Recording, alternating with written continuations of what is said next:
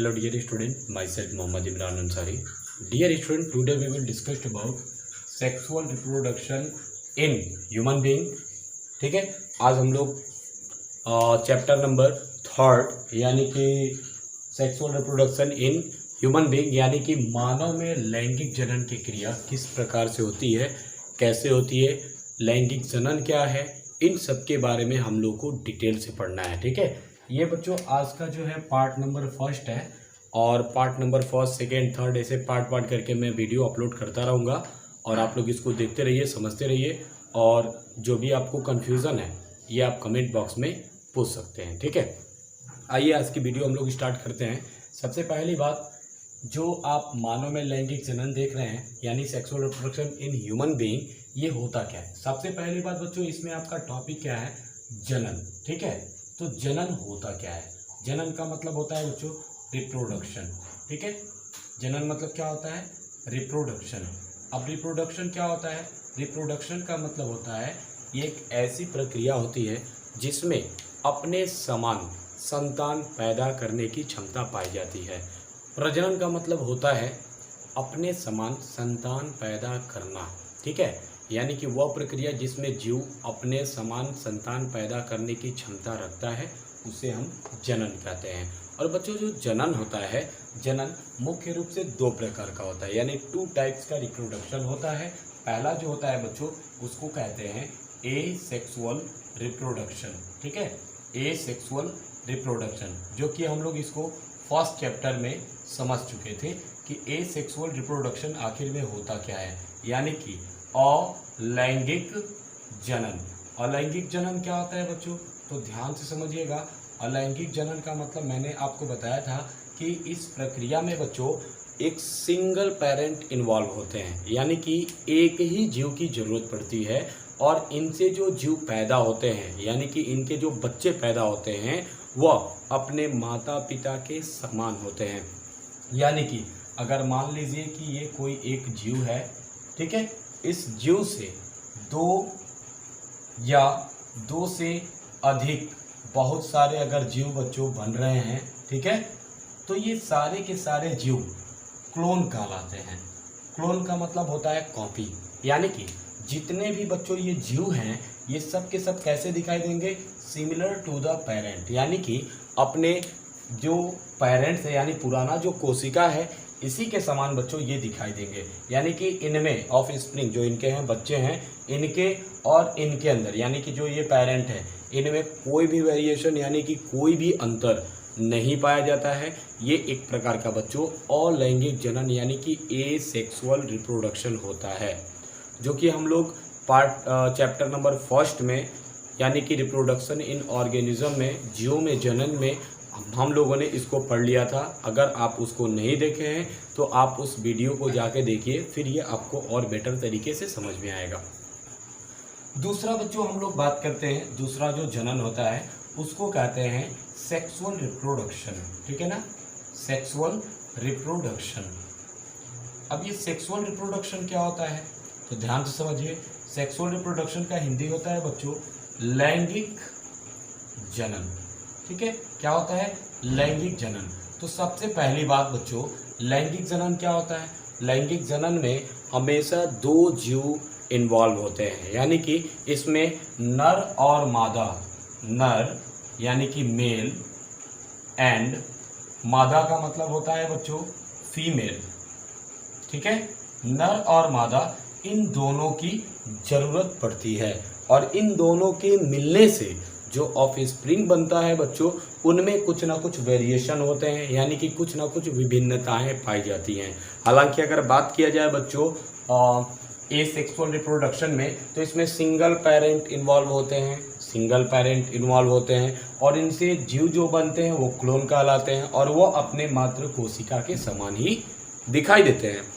लेकिन अगर लैंगिक जनन का बात किया जाए तो इसमें नर और मादा, मेल एंड फीमेल, ये दोनों क्या होते हैं, सेपरेट होते हैं, अलग अलग होते हैं और इन दोनों के अंदर बच्चों गैमेट्स का फॉर्मेशन होता है। गैमेट का मतलब होता है बच्चों युग्मक का निर्माण होता है। ठीक है, मेल से मेल गैमेट और बच्चों फीमेल से फीमेल गैमेट्स बनता है। ठीक है, यानी नर से नर युग्मक और मादा से मादा युग्मक अब इन दोनों युग्मक के मिलने से एक जाइगोट बनता है, यानी कि युग्मनज बनता है। अब ये जो जाइगोट होता है ये आगे चल के क्लीवेज, मारूला, ब्लास्टुला ये सभी अवस्थाएं लेकर आता है। उसके बाद से एक छोटे से शिशु का निर्माण हो जाता है, यानी कि एक बेबी का पूरी तरह से डेवलपमेंट हो जाता है। अब बच्चों ध्यान दीजिए, हम लोगों को सेक्सुअल रिप्रोडक्शन के बारे में ही पढ़ना है और लैंगिक जन्म यानी ए सेक्सुअल रिप्रोडक्शन को नहीं पढ़ना है, क्योंकि ए सेक्सुअल रिप्रोडक्शन हम लोग ऑलरेडी पढ़ चुके हैं। तो आइए हम लोग स्टार्ट करते हैं लैंगिक जनन के बारे में। हम लोग बात करेंगे लैंगिक जनन यानी कि सेक्सुअल रिप्रोडक्शन के बारे में। अब सेक्सुअल रिप्रोडक्शन क्या होता है बच्चों? तो सबसे पहली बात, हम लोग सेक्सुअल रिप्रोडक्शन किसके अंदर पढ़ रहे हैं? मानव के अंदर पढ़ रहे हैं, यानी कि मनुष्य के अंदर पढ़ रहे हैं, ह्यूमन बीइंग के अंदर पढ़ रहे हैं। ठीक है, तो आपको सबसे पहली बात ये पता होना चाहिए कि जो मनुष्य होता है, ह्यूमन जो होता है, ह्यूमन बीइंग जो होते हैं, वह सबसे पहली बात तो कि वो यूनिसेक्सुअल होते हैं। याद रखिएगा ये सारी बातों को बच्चों, ये पॉइंट सभी याद रखिएगा। सबसे पहली बात बच्चों कि ये सारे के सारे क्या होते हैं? यूनिसेक्सुअल होते हैं। यूनिसेक्सुअल का मतलब होता है बच्चों एक लिंगी होते हैं। एक लिंगी का मतलब क्या होता है बच्चों? इसमें नर और मादा दोनों जननांग क्या होते हैं? अलग अलग शरीर पर पाए जाते हैं। ठीक है, मेल एंड फीमेल जो होते हैं दोनों क्या होते हैं? अलग अलग पाए जाते हैं। यानी कि ये कैसे होंगे बच्चों? एक लिंगी होंगे, सबसे पहली बात। दूसरी बात क्या है बच्चों? तो दूसरी बात ये है कि ये एक तरह के विविपेरस होते हैं। विविपेरस का मतलब क्या होता है बच्चों? तो विविपेरस का मतलब होता है बच्चों कि सजीव प्रजक होते हैं। सजीव प्रजक का मतलब क्या होता है? सजीव प्रजक का मतलब होता है कि ये अपने समान यानी कि अपने जैसे बच्चे को पैदा करते हैं। देखिए बच्चों, दो बात होती हैं। एक होती है ओविपेरस, आइए मैं आपको वो भी समझा देता हूँ। एक होता है बच्चों ओविपेरस। ओविपेरस का मतलब क्या होता है बच्चों? ओविपेरस का मतलब होता है अंड प्रजक। ठीक है ना, क्या होता है? अंड प्रजक। ये भी बात मैंने आपको पहले भी बता दिया है। ठीक है, अंड प्रजक क्या होता है? ऐसे जीव, ठीक है ना, ऐसे जीव जो अंडे देते हो उन्हें अंड प्रजक कहा जाता है, यानी कि ओविपेरस कहा जाता है। और ऐसे जीव जो बच्चों क्या होते हैं, जो बच्चे को डायरेक्ट पैदा करते हैं, उन्हें क्या कहा जाता है? सजीव प्रजक। समझ में आ गया? तो मनुष्य क्या होता है बच्चों? एक प्रकार का सजीव प्रजक प्राणी होता है, यानी कि अपने समान वो बच्चों को पैदा कर सकता है। ये याद रखिएगा। और जो बच्चे बच्चों इनसे पैदा होते हैं, यानी कि लैंगिक जनन से जो बच्चे पैदा होते हैं, उनके अंदर कुछ ना कुछ बच्चों वेरिएशन भी पाए जाते हैं। यानी कि उनके अंदर कुछ ना कुछ वेरिएशन यानी कि विभिन्नताएं भी होती हैं, जो कि थोड़ा सा ये क्या होते हैं बच्चों? माता पिता से अलग होते हैं, यानी कि इनके अंदर विभिन्नताएं पाई जाती हैं। ठीक है, और याद रखिएगा इनमें नर और मादा दोनों क्या होते हैं? अलग होते हैं। तो आइए थोड़ा सा हम लोग उसको भी समझ लेते हैं। इसमें बच्चों ध्यान दीजिए, इसमें मेल जो होते हैं वह अलग होते हैं, और जो फीमेल होती हैं बच्चों वो भी क्या होती हैं? अलग होती हैं। यानी कि नर और मादा दोनों क्या होंगे? अलग अलग बॉडी पर होंगे।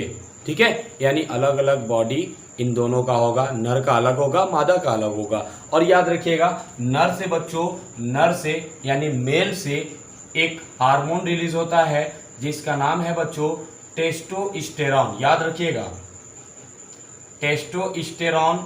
और वही फीमेल में अगर देखा जाए तो बच्चों यहाँ से भी एक हार्मोन रिलीज होता है जिसका नाम है प्रोजेस्टेरॉन हार्मोन। ठीक है, तो देखिए जो टेस्टोस्टेरॉन हार्मोन है बच्चों, ये मेल से मेल गैमेट का फॉर्मेशन करता है, मेल गैमेट को बनाता है। और फीमेल से प्रोजेस्टेरॉन हार्मोन ये क्या बनाता है? फीमेल गैमेट को बनाता है, फीमेल गैमेट को बनाता है। याद रखिएगा बच्चों, जो मेल गैमेट होता है उस गैमेट को हम लोग कहते हैं स्पर्म, और फीमेल जो होती हैं इनका जो होता है उसको बच्चों उस गैमेट को कहा जाता है ओवम। ठीक है, यानी कि स्पर्म एंड ओवम, ठीक है, ये दो होते हैं। एक फीमेल के अंदर जो गैमेट बनता है बच्चों उसको ओवम कहते हैं, और ये कौन से हार्मोन से होता है बच्चों, तो प्रोजेस्टेरॉन हार्मोन से होता है। मेल से कौन सा हार्मोन निकलता है, टेस्टोस्टेरोन हार्मोन, जो कि मेल गैमेट्स यानी कि स्पर्म का फॉर्मेशन करता है। अब देखिए बच्चों, ये दोनों गैमेट्स मिल आ गए, बाहर हो गए। अब गैमेट्स जो है बच्चों, अब ये गैमेट्स क्या करते हैं, जैसे आप देखिए स्पर्म का आप अगर शेप देखेंगे तो कुछ इस टाइप से आपको दिखाई देगा, लाइक एज दिस। इस प्रकार से बच्चों आपको छोटे छोटे लगभग एक बार में ह्यूमन के बॉडी से यानी मनुष्य के शरीर से बच्चों लगभग 3 से 4 करोड़ तक स्पर्म एक बार में निकलते हैं। वही अगर फीमेल में देखा जाए तो ओवम का जो नंबर होता है केवल 1 होता है, 1 होगा, इसलिए 1 से ही ये फ्यूज करते हैं।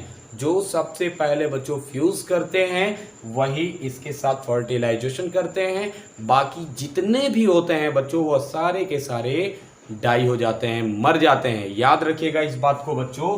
देखिए अब देखिए, मेल से मेल गैमेट्स बना यानी कि स्पर्म, फीमेल से फीमेल गैमेट्स बना यानी कि ओवम, ठीक है। अब ये दोनों क्या होता है बच्चों, ये दोनों आपस में मिलता है, यानी कि जैसे ही ओवम यहाँ पर आता है तो सारे के सारे स्पर्म के अंदर रेस लगने लगता है कि मैं सबसे पहले पहुँचूंगा, मैं सबसे पहले पहुँचूंगा। और जो सबसे पहले बच्चों पहुँचता है वही इसके साथ जाके फ्यूज हो जाता है। जैसे कि ये पहुँच गया तो अपने केंद्रक को, न्यूक्लियस को यहाँ पे भेजेगा। बाकी जितने भी होते हैं बच्चों ये सारे के सारे नष्ट हो जाएंगे और ये बन जाता है बच्चों जाइगोट। जाइगोट का मतलब होता है युग्मनज, ठीक है। अब जाइगोट बन गया। अब जाइगोट के बाद से धीरे धीरे यही जाइगोट आगे चल के धीरे धीरे क्लीवेज, विधलन जिसको कहा जाता है, फिर मारूला, ब्लास्टूला, फिर गैस्ट्रूला, और धीरे धीरे धीरे धीरे एक पूरे बेबी का डेवलपमेंट कर देता है, ठीक है। उसके बाद से उसकी जन्म होती है। तो इन सारी चीज़ों को बच्चों हम लोग को डिटेल में पढ़ना है। एक और बात बच्चों याद रखिएगा, थोड़ा सा इंटरेस्टिंग होता है ये बात, क्या है कि कभी कभी जो मेल हार्मोन यानी कि टेस्टोस्टेरोन हार्मोन है, ये कभी कभी क्या होता है बच्चों फीमेल्स के अंदर चला जाता है। तो फीमेल्स के अंदर जाने के बाद से क्या होता है, फीमेल्स का जो सेकेंडरी सेक्सुअल कैरेक्टर होता है यानी कि लैंगिक द्विरूपता जो होता है वह पूरी तरह से चेंज हो जाता है। यानी कि वो जो लड़की होती है अगर बोलेगी तो मेल के जैसे ही बोलेगी, मर्द के जैसे ही बोलेगी। और याद रखिएगा बच्चों, इस फीमेल के दाढ़ी मूछ भी आने लगते हैं। किस हार्मोन की वजह से, तो टेस्टोस्टेरोन हार्मोन की वजह से। और कभी कभी ऐसा भी होता है बच्चों, जो प्रोजेस्टेरोन हार्मोन है ये चला जाता है मेल के अंदर। जब मेल के अंदर चला जाएगा बच्चों तो याद रखिएगा, अगर मेल के अंदर प्रोजेस्टेरोन हार्मोन चला गया तो मेल का जो स्वभाव है वो थोड़ा सा लड़कियों के जैसे हो जाता है।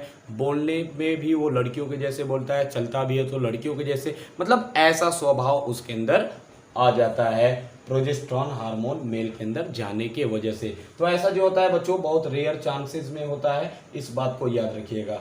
एक और बच्चों इसमें टॉपिक होता है जिसका नाम है लैंगिक द्विरूपता। लैंगिक द्विरूपता सभी जीवों के अंदर नहीं पाया जाता, याद रखिएगा। लैंगिक द्विरूपता होता क्या है, लैंगिक द्विरूपता का मतलब होता है बच्चों कि बाहर से ही हम लोग जो देखते हैं नर और मादा को, देखते ही हम पहचान लेते हैं कि कौन नर है और कौन मादा है, इसको हम लोग पहचान लेते हैं। इसी को बच्चों लैंगिक द्विरूपता कहा जाता है। जैसे कि अनदर जो एनिमल होते हैं और जो जानवर होते हैं उनको हम अगर देख के बाहर से अगर पहचानने की कोशिश करें तो बहुत सारे ऐसे जीव होते हैं जिनको हम लोग अच्छे से नहीं पहचान पाएंगे। लेकिन इंसान एक ऐसा जीव है जिनमें लैंगिक द्विरूपताएं पाई जाती हैं। नर को हम बाहर से ही पहचान लेते हैं और मादा को भी हम लोग बाहर से ही पहचान लेते हैं, ठीक है।